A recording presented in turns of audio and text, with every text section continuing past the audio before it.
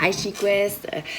This PPP is new installments that I want to include, and they're more like book reviews. It's something we kind of had scrapped last year because it's always optional, right? Like I'll suggest a book for you to read, and of course it's up to you. And I totally get it. Like sometimes books come to me, and I'm not totally like ready to read them, or like there's a time and place for the book. So it's always been an option. But reviewing for this year what I wanted for us, books really light me up. And whether you listen to this PPP at the very moment where you've read said book or you go back, like these video lessons are really a support for you whenever it's time for you to listen to them. So I'm really, really happy today to do a little review on this very book. This is our September book of 2020, Mary Magdalene Revealed, and it's by Megan Watterson. I've had it pretty much all summer. I was told repeatedly to read this book for obvious reasons. And I never wanted to read this book and I got it this summer, and I did want to read it because the cover made me feel like it was about religion, and I was like, I'm really not into that. Like, I'm really not about like the Bible and all that. It's about that, but it's not. And I started literally like reading it, and I had like deep exiles, and I was like, as soon as I really got into it, I knew this book was pretty much as important as Rise Sister Rise has been for Chiquist. And Megan Watterson actually is friends with Rebecca Campbell. When you read the book, you get to see they kind of have a little clique of, leaders. I want to excuse my dogs, and there's work being done on my backyard, but I continue. So anyways, I also want to be transparent in that I had a hard time. Like I started and I was like really intensely, I was like, oh God, this is going to be such an important book.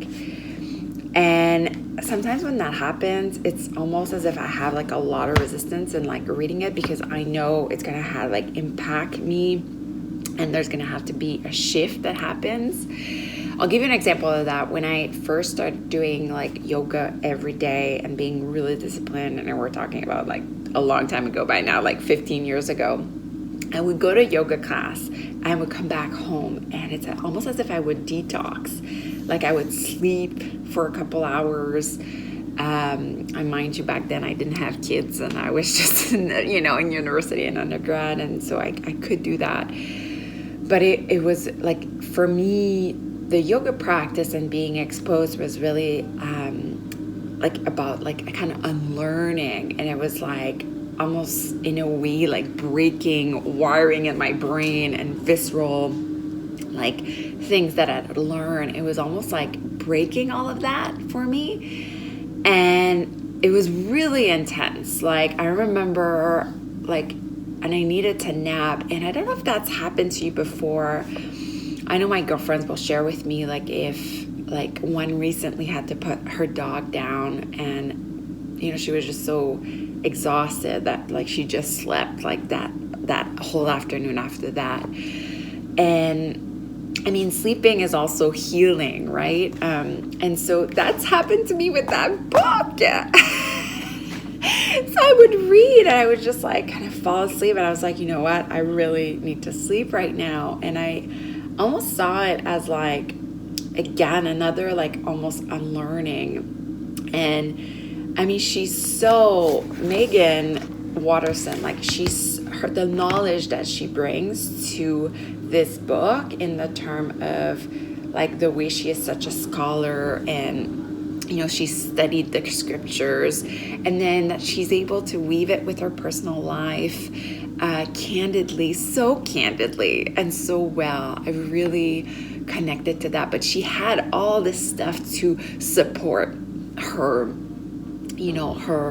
her life well lived on her quest. So the rest of this PPP will be my 3 takeaways from this book, and I can't wait to hear your takeaway as you. All right, so my first takeaway of this book when I closed it, it was reinforcing that there is no ending.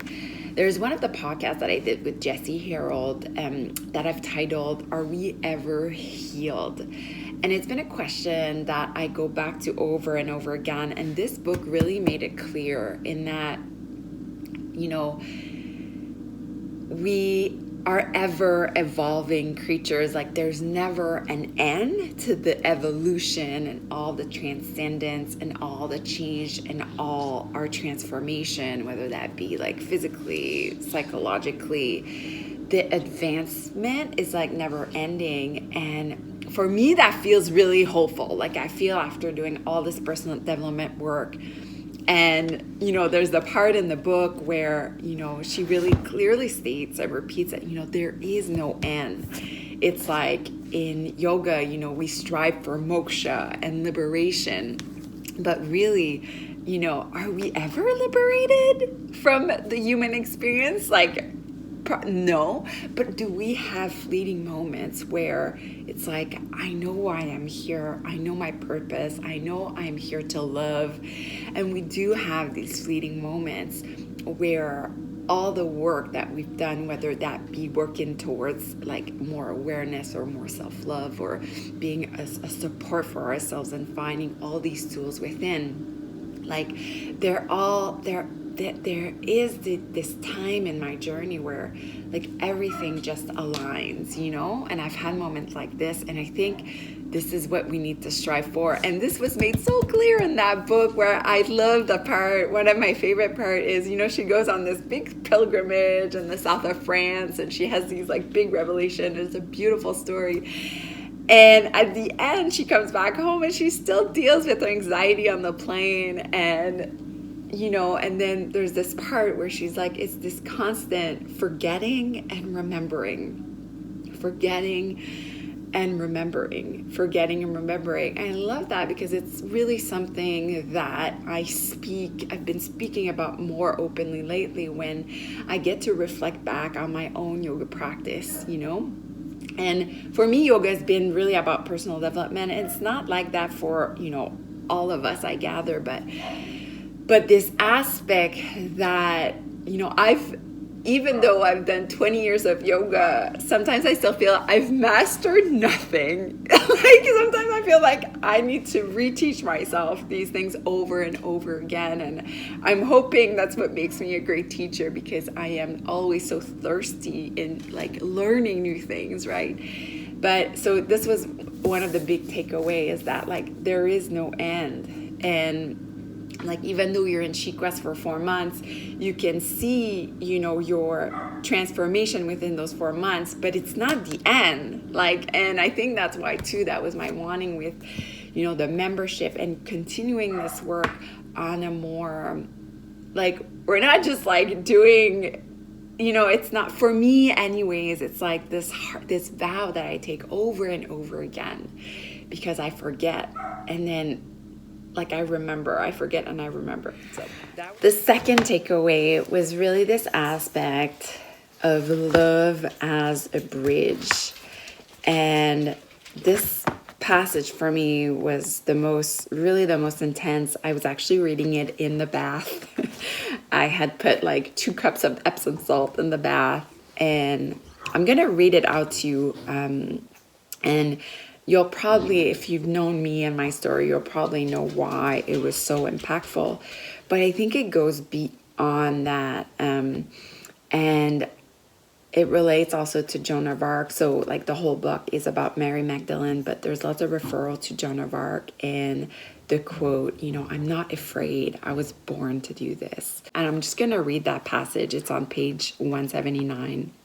And she talks about missing her son that's alive, by the way, when she's on this great pilgrimage. And she has this moment of like really missing her son. And she says, I feel the way love functions as a bridge, that in loving, we can't ever be separate from those we love.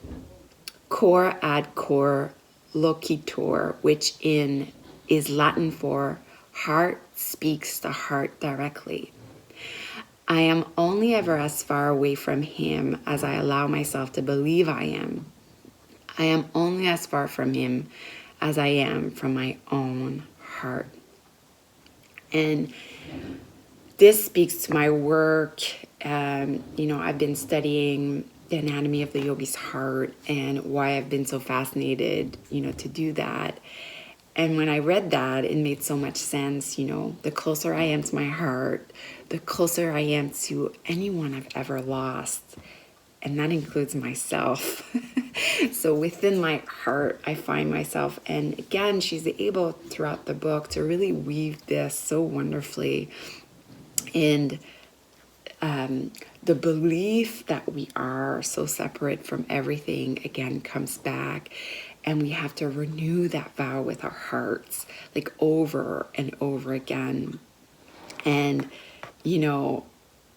she also makes a reference, I love this, about, the walkie-talkies of the heart. Like you have a walkie-talkie in your heart. And I just love this idea. And if it's a part in the book that really speaks to you, I would really recommend that you go and listen to the meditation anatomy of the yogi's heart, and that could really help start this relationship you have with your heart. So there's so many other takeaways, but I think one more I'm gonna say, and it's another thing I'm really studying right now. It's this aspect of humanity and divinity. And that the more that we look into our being humans and our imperfections and our traumas and the darkness and the death of us, the more that makes us divine. And I was very struck by the way she speaks about the voices that are inside us. And here she writes, who are we to disregard the voice of love? Who are we to disregard the voice of love? And I love that. And if anything, I think this book is, again, such a reinforces my mission for Chic West, and it just reinforces for me why I've been so attracted by goddesses and why I've been so attracted by Indian mythology. It's because I never saw myself in the Catholic faith and the Christian faith, and I didn't see myself in the Bible, but I could see myself in Durga, and I could see myself in Saraswati, and I could see myself, and this really helps me, kind of brings it back a bit more closer to home and my own heritage, if you will, and makes me more comfortable with the stories of, it almost brings me closer to my home. Also, something, I just did a class on spiritual activism, and one of the comments had been that a lot of us seek other culture, appropriate other culture, because we don't see anything that's us in our own, right? And we are kind of disconnected from our own, so we seek elsewhere. That's really what I did when I started to teach yoga, and why I'm so fascinated by it still, because I see myself more in the goddesses than I've seen in the Christian faith, But this book really helped me kind of mend that part in me a little bit, and want to know more, about, just about where I'm from and home. And it's not a takeaway, but she speaks about women's circles and that there is no hierarchy in the spiritual world. And from the beginning, it's really something I've implemented in Chic West. I'm really proud of that Chic West is leaderless. And that will always stay the same in how, women's circles will change the world. And that's actually our next read for my next book review, for our book for October. I love you so much. Have fun reading this in the bath, outside, or wherever you read your books. Love you. Bye.